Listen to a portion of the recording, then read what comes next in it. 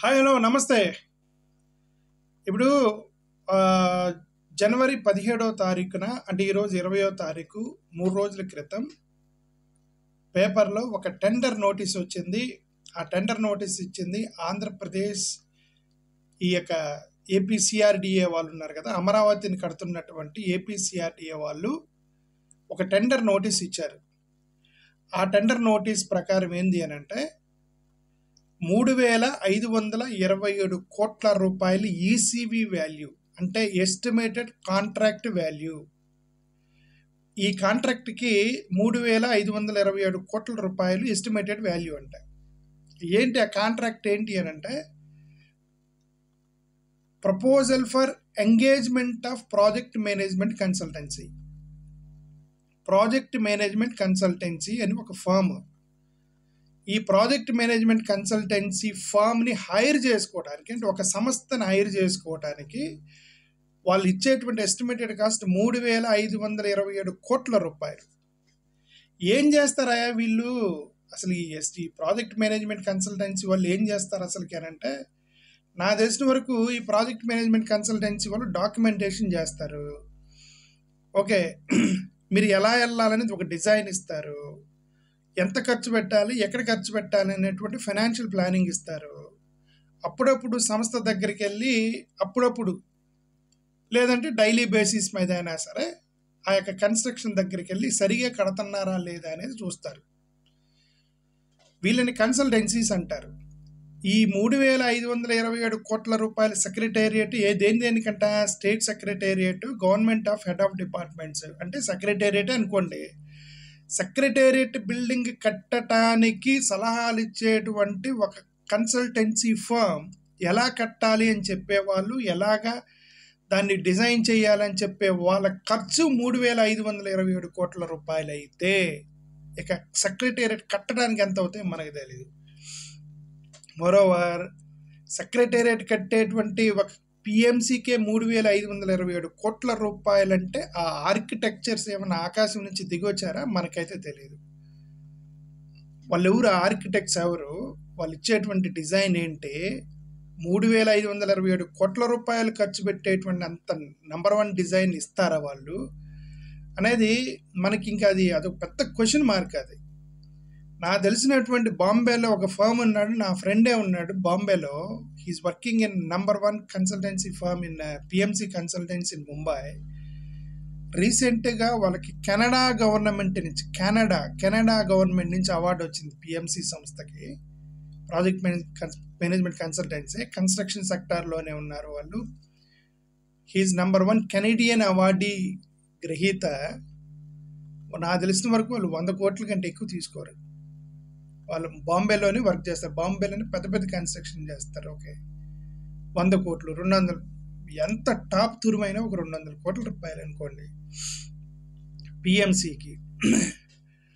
ఇది ప్రైవేట్ వాళ్ళు ఇచ్చేది. ఇక గవర్నమెంట్ వాళ్ళు వదిలేయండి. ఇప్పుడు మహారాష్ట్ర గవర్నమెంట్ 5,000 కోట్లు ఇచ్చింది, ఢిల్లీ గవర్నమెంట్ 5,000 కోట్లు ఇచ్చింది, మధ్యప్రదేశ్ గవర్నమెంట్ 5,000 కోట్లు ఇచ్చింది. అంటే గవర్నమెంట్ సంస్థలు ఇస్తున్నాయేమో మనకైతే తెలీదు. PMC value I don't think so. I think this is the highest PMC value in Andhra Pradesh history అని నేను అనుకుంటాను, నా నాలెడ్జ్ ప్రకారం. ఏ కన్సల్టెన్సీ ఫామ్కి కూడా కేవలం సలహాలు ఇచ్చినందుకు, బిల్డింగ్ ఎలా కట్టాలని చెప్పినందుకు, బిల్డింగ్ కడుతున్నారా అని చూసేటువంటి ఒక కన్సల్టెన్సీ ఫామ్కి 3,527 కోట్ల రూపాయలు టెండర్కి పిలవడం మేబీ బహుశా ఇది ఫస్ట్ టైం అని నేనైతే భావిస్తున్నా. మరి గతంలో ఏమైనా జరిగాయో, నా నాలెడ్జ్ లేకుండా ఉన్నాయేమో, మరి అది ఒకటి చూడాలి. ఓకే, ఇది ఒకటి. ఇక రెండో టెండర్ కూడా చూసాక there is 1 more tender that has come to me. ఇది కూడా సేమ్ 17వ తారీఖు జనవరి 1, 2025 వచ్చింది. ఇదేంటి నేచర్ ఆఫ్ వర్క్ ఈ టెండరు.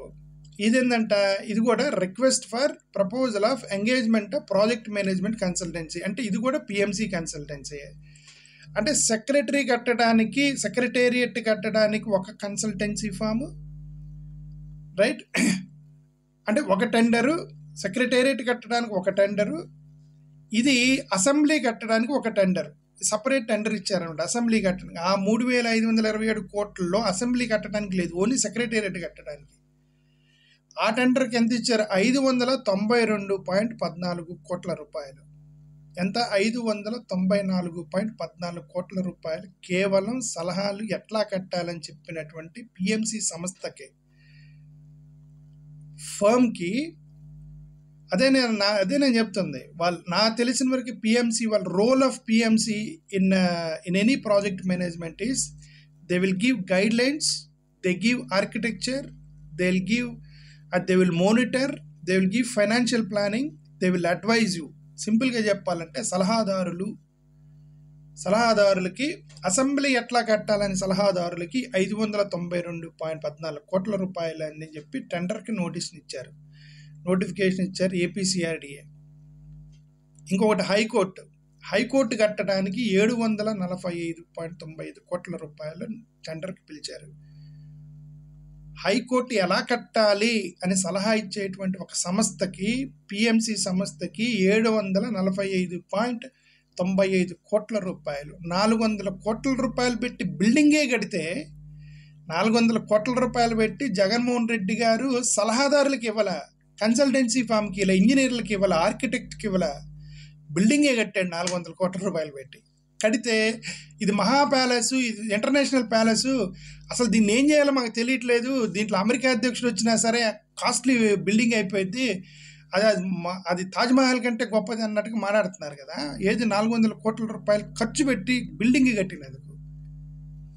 మరి ఇదేంటంటే కేవలం పిఎంసి సంస్థకి 745 కోట్ల రూపాయలు అంటే, మరి బహుశా నాకు నాలెడ్జ్ లేదేమో, 745 కోట్ల రూపాయలు పిఎంసి సంస్థ వాళ్ళే తెచ్చుకొని వాళ్ళే బిల్డింగ్ కడతారేమో బహుశా.